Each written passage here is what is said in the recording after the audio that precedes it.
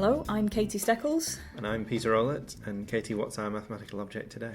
Our object today is a broccoli. Wow. In particular, this variant, I guess, of broccoli, it's called a Romanesco broccoli. It's a funny looking broccoli. It really is. This doesn't look like a food, No. if I'm honest. But it is a kind of spirally... It's very light green. It's sort of got lots of twisty, spirally, pointy bits on it. It's quite hard to describe as well. But it is a broccoli that is interesting to mathematicians because it is, in some sense, a fractal, or it has properties that could be described as fractal.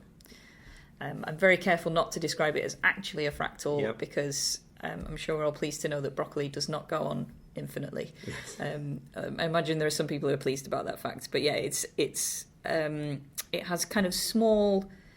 It's got these like spirally points, and it looks like bits of it look like the whole thing, I guess. So it's got this fractal structure in the... So there are two kind of properties that people give things that are fractals that kind of almost define what a fractal is. There's not really a strict proper definition of a fractal because it's sort of just a collection of properties, but it's something which is self-similar, so it contains smaller copies of itself, and which has structure at every scale level. So whatever kind of scale level you look at, there is some interesting structure going on, and the closer you look at the broccoli, you can see tiny little bits that are all kind of interesting shapes going on. I remember when I was in primary school, they took us camping in Wales, I think, and I remember the teacher trying to explain to us about a fern, because if you look at the whole plant of a fern, it's kind of a stick with lots of bits coming off, and then each of those bits coming off has leaves coming off, and each of those leaves has a main stick with little bits coming off, and it's the sort of self-similarity. Yeah, well, that's exactly a nice example that you can have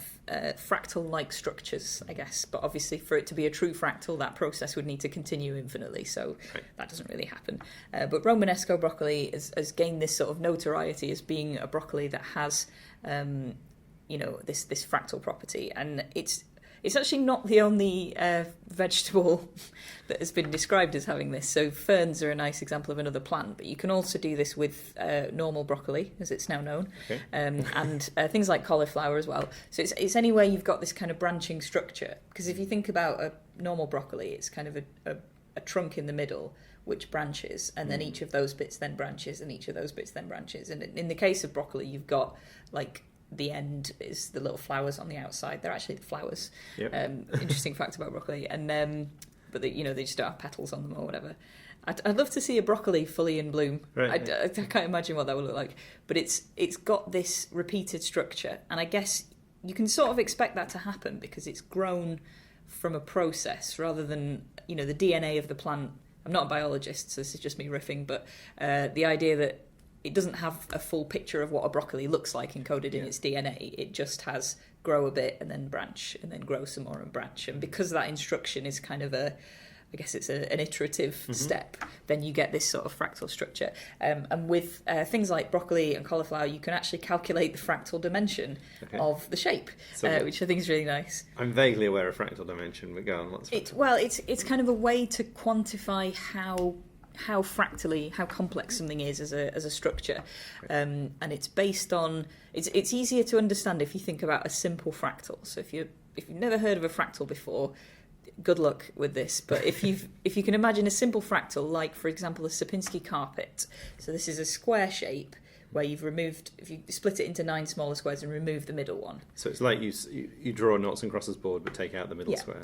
And then each of the smaller ones that are left behind, there are 8 squares left. Each of those you also take out the middle square, and then each of the remaining ones you take out the middle square, and you repeat that to infinity. And only if you do it to infinity do you get an actual fractal. But the fractal dimension is calculated as it's a fraction between the log of the number of pieces that you have, the number of copies of the whole thing. So I guess in the case of the Sierpinski carpet, there are 8 copies of the large object inside. Because it was a 3x3 grid and you've taken one away. And at each scale that is the same. So there's 8 copies of 8 copies of 8 copies going all the way down, divided by the log of the scale factor. So in the case of that, because it's the scale of the length, I guess, because you can talk about scale and it gets confusing when you've got squares and cubes and things, but the smaller squares are 1/3 as wide as the big square, I guess. Like you fit 3 across the top edge, so it's 1/3 of the size. And it's the log of the number of pieces divided by the log of the scale factor. So for the Sierpinski carpet, you do log of 8 over log of 3. Okay. It will give you the fractal dimension. And in terms of dimension, I guess, you think of a line being a one-dimensional thing, and a square is a two-dimensional thing, and a cube is a three-dimensional thing. But the fractal dimension is almost always not a whole number. I think there are a couple of nice examples where it is a whole number and it's slightly surprising. Right. But it's almost always not an integer. So in the case of the Sierpinski carpet, which we just described, you end up with, just bash it into a calculator, it's like 1.89. So it's less than 2. Which is sort of what you'd expect, because you've got a square and you've hacked away chunks of it forever. So you've got, it's kind of, it lives in 2 dimensions because it's a 2-dimensional drawing on a page, but it's not really making use of those 2 dimensions. And the way I think of that is, because one of the effects of doing this to infinity is that you end up with a thing that has 0 area. Yeah. Right? So it's kind of a 2-dimensional thing, but it doesn't have any area. So why does it need 2 dimensions? Because at each stage you're taking away a non-zero amount of its area, and you do that forever. Right. Yeah, so you take away the same amount of area total as you originally had in a square. Okay. And it's just a nice sort of kind of, it's 2D, but it doesn't really deserve both of those 2 dimensions because it doesn't use any area. So why are you in 2D? So it's like less than 2D. And you can sort of think about, because there's some fractals constructed starting from a line. So the Cantor, middle third Cantor set, it's one of my favourite fractals. You take a straight line and you remove the middle third. And then you remove the middle third of each of the 2 remaining pieces, and you remove the middle third of each of the 4 remaining pieces, and so on and so on. And eventually you take away as much length as you had to start with. But if you do that, you get the Cantor set, which has a fractal dimension of less than 1. But if you start from a one-dimensional line and construct a Koch curve, which is the one where you put a triangle on the middle third, and then you put a triangle on the middle third of each of the 4 bits, and you put a triangle on the middle third of each of those, you get this sort of spiky cactus thing. Yep. That has a fractal dimension of more than 1, because you've taken something 1D and kind of made it a bit more 2D, but not fully 2D.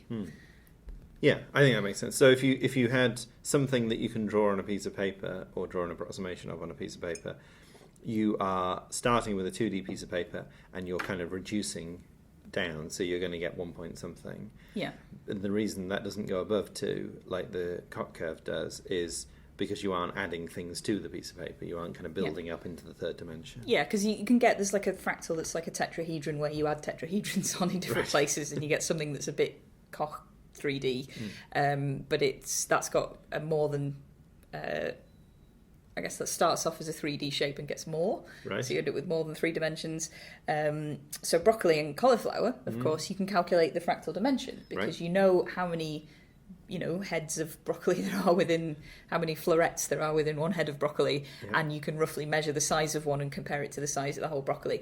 I may or may not have done this at my desk in my office at one point and got some very weird looks from the other people in the office. What are you doing with what vegetable were you? I think it was a broccoli and a ruler. Right. And it was like, I'm calculating the fractal dimension, thanks. And I worked it out, and I think cauliflower is about 2.8. Okay. And I think that's the value I got when I did it with actual cauliflower. And that's what it says on Wikipedia. So I'm very pleased that I've managed to verify a piece of mathematical working out that I did.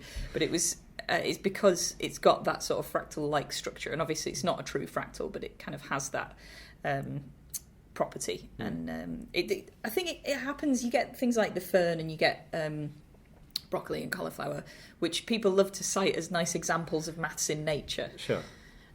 Which, I mean, obviously not all the examples cited of maths in nature are necessarily good, I guess. Or... No, so I have this, I run a first year history and maths module, and they basically choose topics they want to investigate in groups, and they always, each year somebody chooses the golden ratio, and like that's fine and all, but there's an awful lot of rubbish written about the golden ratio, and so there are some lovely things about it, but you very quickly get into this sort of very slightly woo area of rubbish on the internet. And the thing that I always try and say to them is basically anything, you get a lot of it in art as well as nature, where you sort of get anything in a picture where you can vaguely draw around it and it ends up as a ratio that's anywhere between about 1.4 and 1.8, people go, aha, this artist was trying to encode the golden ratio into this painting, or whatever, or this building, or whatever it was. And I always sort of say, that is a coincidence, unless you can find me a reason, a sort of evidence reason for why that would be the case. And I think it's the same with nature. There are a lot of things where you sort of go, and it came out at about 1.7, so that's the golden ratio. And you sort of go, well, but why? Why would it be the golden ratio? So, but there are some really nice examples where the golden ratio has a plausible explanation for why that would be the driver, right? Yeah, well, one of my favourites is the sunflower seeds thing, because this was, I think Alan Turing also studied the maths of sunflower heads, I guess. Right. But there's Ben Sparks, who's a maths communicator, does a really nice GeoGebra demonstration of this. If you don't know what GeoGebra is, you're in for a treat. Please enjoy GeoGebra safely. But it's a really nice sort of interactive gadget that lets you demonstrate how sunflower heads work. And the idea is that if you are, there's a lot of personification happens here, but if you are a flower who is placing seeds in your seed head, you kind of imagine that you place a seed and then turn through an angle and place another seed and turn through an angle. And if you get to a spot where you've already placed the seed, the next one has to be slightly further out and so on. So this is because sunflower seeds, if you think of a sunflower head, it's got the petals around the outside and the seeds in the middle, but the seeds are generated from the middle of that. Yeah, I guess they sort of grow from the middle outwards, so it's again that sort of iterative So you're thing. sort of pushing the seeds out in different directions. Yeah, and the next one sort of comes out, I guess it comes out behind the one that you've just put out. But if the angle that you turn through each time is a nice sensible fraction of a whole turn, like a quarter or something, then you just end up with 4 lines of seeds going off in different directions, and you don't make very good use of the space. And if you've ever seen a sunflower head, the seeds are packed in really, really nicely. And it turns out that the optimal angle to turn through, you can try all different angles, and the GeoGebra thing's got a nice slider, and you can put in particular values. And if you put in things like pi, it's quite good, but because pi is near to some fractions, so e.g. 22 over 7, you get 22 sort of spokes coming off the thing. Like it's sort of, it starts off a bit random, but then very, very shortly you get these 22 curved spokes coming off around the thing, or 7 going the other way. And it kind of shows you that pi is irrational, but it's not as irrational as it could be, like because it's quite near to a fraction. And I think the conclusion that Ben draws from this certainly is that phi, the golden ratio, is more irrational than pi, because when you put phi in, you get the actual shape of a sunflower head, and you can see why that has occurred, because it's an irrational number that is not near to any fraction. I guess in mathematical terms everything's near to a fraction, but comparatively, I guess there's no sensible small numbered fraction that is a good approximation to it. So it sort of gives you a reason why the flower has chosen, in quotes, evolution, natural selection, whatever, has picked that angle as the best angle to turn through, because it gives you this densely packed seed head, which will optimize your coverage of light or seeds or whatever it is that plants do.